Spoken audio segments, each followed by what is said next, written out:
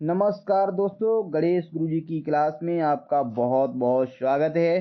तो आज के वीडियो में हम लोग पढ़ने वाले हैं एक्टिव से पैसिव बनाते समय अगर आपकी समस्या आती है कि कहाँ पे बी लगता है, कहाँ पे वीन लगता है या फिर कहाँ पे बीइंग लगता है। ठीक है, तो बी वीन विंग कब क्या लगाना है या ईजेएमआर हम लोग कब लगाते हैं पैसिव बनाते समय और वॉज वर्ब का प्रयोग कब करते हैं। ठीक है, तो इस वीडियो में सारी चीज़ें क्लियर होने वाली हैं। इस वीडियो को पूरा वॉच करने के बाद आपकी ये समस्या नहीं रहेगी कि वाक्य में क्या लगेगा, एजेएमआर लगेगा कि वॉज वर्ब लगेगा या फिर बी वीन या विंग लगेगा। चलिए शुरू करते हैं, देखते हैं।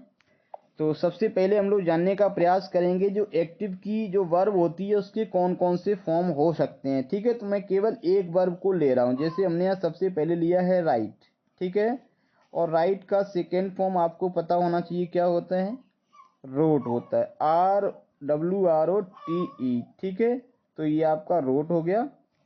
और थर्ड फॉर्म की अगर बात करेंगे तो आप कहेंगे वो तो रिटिन होता है, तो रिटिन होता है। ठीक है, अगर हम लोग बात करेंगे आईएनजी फॉर्म की तो वो आपका होता है राइटिंग। ठीक है, WRITING, ये आपका हो गया राइटिंग। अगर हम लोग कहें कि इसका सिंगुलर फॉर्म यानी कि एस या ES जोड़ना हो तो वो क्या होता है, तो वो आपका होता है राइट्स। ठीक है, और कहीं कहीं आपको क्या देखने को मिलेगा यानी कि two plus right.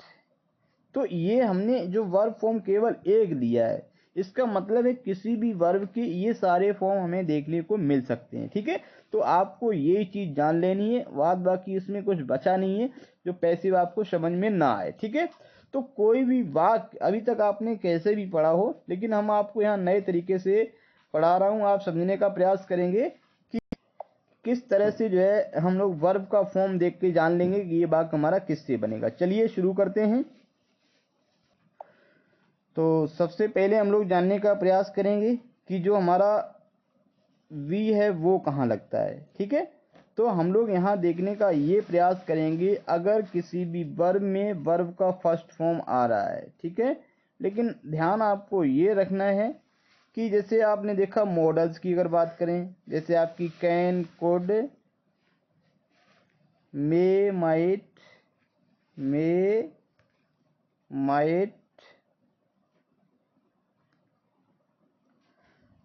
Should, must,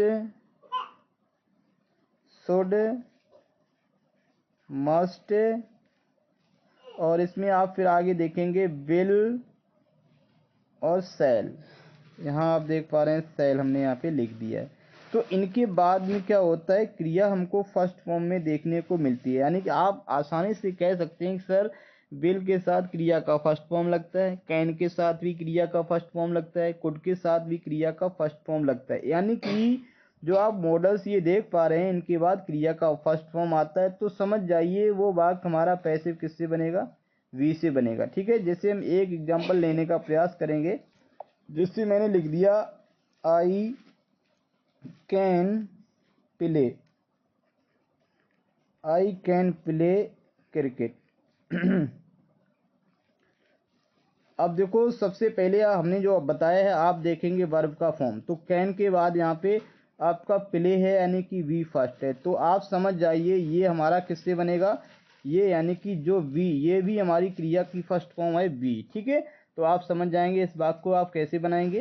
तो बनाने का आपका तरीका वही है, सबसे पहले तो आप क्रिकेट लगा ही देंगे, तो क्रिकेट। ठीक है, अब आप इसी क्रम से चलेंगे, तो यहाँ आपका हो गया कैन।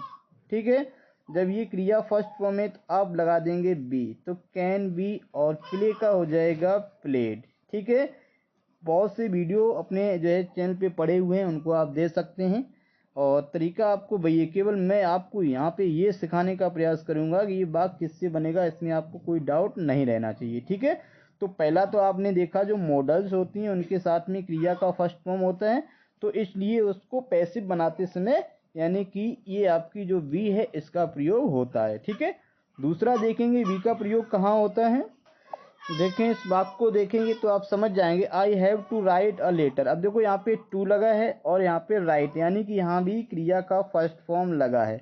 तो आप इतना तो अच्छे से जानते हैं टू प्लस वी फर्स्ट का प्रयोग जो है हमको देखने को मिलता है। यानी टू के बाद अगर वर्ब का फर्स्ट फॉर्म लगा ही होगा आपने, तो ये आपको अच्छे से पता है। रेयर केस होते हैं जहाँ नहीं लगा होता है। तो ऐसे केस में भी हम लोग क्या करेंगे, भाग हमारा किससे बनेगा, वी से पैसिव बनेगा। यानी कि ये भाग कुछ बच्चे रट लेते हैं कि भाग में हैज आ जाए या हैव आ जाए या हैड आ जाए, तो वो has been, have been, had been से बनता है। लेकिन ऐसा आपको नहीं रटना है, आपको रटना है क्रिया का फॉर्म। ठीक है, तो कभी कभी हैज टू, हैव टू के साथ क्रिया का फर्स्ट फॉर्म देखने को मिलता है, तो वो वाक्य हमारा पैसिव बीन से नहीं बनता है, बल्कि किससे बनता है, बल्कि हमारा वो बनता है वी से। ठीक है, आगे बढ़ते हैं और अगला हम लोग देखेंगे कि बीन कहाँ पे लगता है। ठीक है, तो बी के बारे में आपने क्या जाना है, कहीं भी अगर आपको क्रिया का फर्स्ट फॉर्म दिख जाए, यानी कि मॉडल्स के बाद आपको देखने को मिलेगा और इसके बाद में आपको मिलेगा किसमें, यानी कि टू प्लस वी फर्स्ट वाला जो है सिस्टम वो देखने को मिलेगा। लेकिन ध्यान रहे प्रेजेंट इंडेफिनिट में चीज़ें हम अलग से आपको बताएंगे। ठीक है, वर्ब का फर्स्ट फॉर्म वहाँ भी आता है, लेकिन वहाँ कंडीशन क्या होती है वो भी हम आपको समझाएंगे। ठीक है, तो पहले हम लोग जानते हैं वीन के बारे में। तो वीन क्या है, ये वी का जो है वो थर्ड फॉर्म है। ठीक है, तो यानी कि जो वीन है वो हमारा वी का थर्ड फॉर्म है। तो यानी कि किसी भी वाक्य जिसमें एक्टिव जो वाक्य दिया है, किसमें दिए हैं, एक्टिव में दिया है, और उसमें अगर क्रिया का थर्ड फॉर्म आ रहा है, तो समझ जाइए वो वाक्य हमारा पैसिव किससे बनेगा, वीन लगाकर वो वाक्य हमारा पैसिव बनेगा। जैसे एक वाक्य हम देख पा रहे हैं यहाँ पे, देखिए यहाँ पे वाक्य में आपका दिया सी हैज रिटिन 2 लेटर्स। तो यहाँ पे आप रिटिन देख पा रहे हैं, जो हमारा क्या है, ये क्रिया का थर्ड फॉर्म है, ये आप अच्छे से जानते हैं। तो निश्चित रूप से ये हमारा किससे बनेगा, क्रिया के थर्ड फॉर्म यानी कि बीन से बनेगा। ठीक है, इतना जानने के बाद आप क्या कर सकते हैं, यानी कि जिसमें आपका हैज आ रहा है, तो वो वाक्य हमारा पैसिव किससे, हैज बीन या फिर हैव बीन, दोनों में से किसी से बन सकता है। ठीक है, वो डिपेंड किस पे करता है कि यहाँ पे जो आपका ऑब्जेक्ट है अगर वो सिंगुलर होगा तो हैज़ बीन से बनेगा, अगर यहाँ पे प्लूरल होगा तो निश्चित रूप से वो हैव बीन से बनेगा। जैसे अगर इस वाक्य को बनाएं तो ये किससे बनेगा, 2 लेटर्स है, तो यहाँ पे हैव बीन रिटन हो जाएगा। ठीक है, लेकिन ध्यान आपको यही रखना है, हैज बीन या हैव बीन से तभी बनता है जब यहाँ पे क्रिया थर्ड फॉर्म में हो। ठीक है, और हैज आपने अगर सोच लिया हैज हैव लगा हो तो हैज बीन हैव बीन से बनेगा, तो ऐसा आपको नहीं करना है, क्योंकि हैज टू और हैव टू या हैड टू वाले वाक्य देखने को मिलते हैं जो हैज बीन, हैव बीन या हैड बीन से नहीं बनते हैं, बल्कि किससे बनते हैं, has to V plus V third से बनते हैं। यानी कि अगर आपका टू और प्लस वी फर्स्ट लगा हुआ है तो पैसिव हम लोग कैसे बनाएंगे, टू प्लस वी, ये वाली वी, और उसके बाद में जो भी है उस क्रिया का हम लोग थर्ड फॉर्म कर देते हैं। ठीक है, इतनी बात आपको समझ में आ गई होगी। नेक्स्ट आगे बढ़ते हैं। अब हम बात कर रहे हैं कि बीइंग कब लगता है। ठीक है, बहुत सिंपल काम है, इनको याद रखना बिल्कुल आसान है। ठीक है, तो ये बीइंग में आप देख पा रहे हैं इसमें आईएनजी लगी हुई है, तो यानी कि जब क्रिया में आईएनजी लगी हो, कोई भी वाक्य जिसमें क्रिया में आईएनजी लगी हो, तो समझ जाइए वो वाक्य हमारा बीइंग से पैसिव बनेगा। जैसे हम यहाँ वही एक ही वाक्य ले लेते हैं, यहाँ पे लिखा है I am writing a letter, a letter. तो यहाँ पे आप देख रहे हैं क्रिया में आईएनजी, यानी किसी भी टेंस का वाक्य है अगर क्रिया में आईएनजी लगी है तो समझ जाइए वो हमारा बीइंग से पैसिव बनेगा। ठीक है, तो आपने बीइंग के बारे में क्या जाना, अगर किसी सेंटेंस में जो हमारी एक्टिव की वर्ब है वो अगर क्रिया में आईएनजी ले रही है तो पैसिव में भी आईएनजी लगेगी। ठीक है, तो क्लियर। उसके बाद में आगे बढ़ते हैं।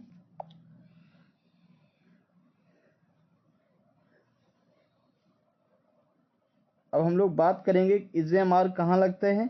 जैसे यहाँ लिखा इज एम आर से पैसिव हमारा कब बनेगा। ठीक है, इज एम आर से पैसिव हमारा तब बनता है जब हमें क्या होता है, सब्जेक्ट के बाद कोई हेल्पिंग वर्ब देखने को नहीं मिलती है, बल्कि क्या होता है, क्रिया का फर्स्ट फॉर्म या फिर क्रिया का फर्स्ट फॉर्म के अलावा क्रिया में एस या ईएस लगा हुआ मिलता है। ठीक है, अगर हेल्पिंग वर्ब मिलती है तो समझ जाइए उसमें डज या फिर डू, इनमें से ही हेल्पिंग वर्ब मिलेगी। ठीक है, तो वाक्य में डू या डज लगा हो, यहाँ पे डू रखिए एक जगह आप, यानी कि डू डज लगा हो, यानी कि अगर देखा जाए तो ये डू हमारा क्रिया का फर्स्ट फॉर्म है और डज क्या है, क्रिया में एस या ई एस लगाने से बना हुआ है। तो आपको ध्यान रखना है, अगर किसी वाक्य में क्रिया का फर्स्ट फॉर्म आ रहा है या क्रिया में एस या ई एस लग रहा है, ठीक है। एस या ई एस आपको पता है जब हमारा सिंगुलर सब्जेक्ट होता है तो लगता है, ठीक है। बी फर्स्ट हमारा तब लगता है जब सब्जेक्ट हमारा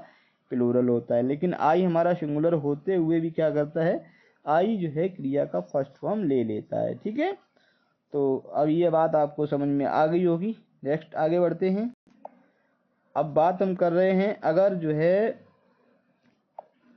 क्रिया का सेकेंड फॉर्म देखने को मिले, ठीक है, या हम लोग कह सकते हैं वॉज वर्ब कब लगता है, जब क्रिया का सेकेंड फॉर्म या वाक्य में डिड, अगर डिड को भी देखा जाए तो ये डू का सेकेंड फॉर्म है। तो निश्चित रूप से क्या है, अगर किसी सेंटेंस में क्रिया का जो है अगर सेकेंड फॉर्म आया है तो इसका मतलब वो हमारा होता है पास्ट इंडेफिनिट। तो वो हमारा किससे बनता है, वॉज या फिर वर, इनमें से किसी से भी पैसिव बन सकता है, ठीक है। वो डिपेंड किस पे करेगा कि जो आपका ऑब्जेक्ट है वो सिंगुलर है तो वॉज से बनेगा, अगर प्लूरल है तो वर से बनेगा, ठीक है। तो आई थिंक इसमें आपने सारी बातें जान ली हैं, और ये सारी बातें जान ली हैं। प्रैक्टिस के लिए चैनल पे जो और वीडियो पड़े हुए हैं उनकी प्रैक्टिस करिएगा, तो आपको सारी चीज़ें क्लियर हो जाएंगी, ठीक है। इस वीडियो में इतना ही।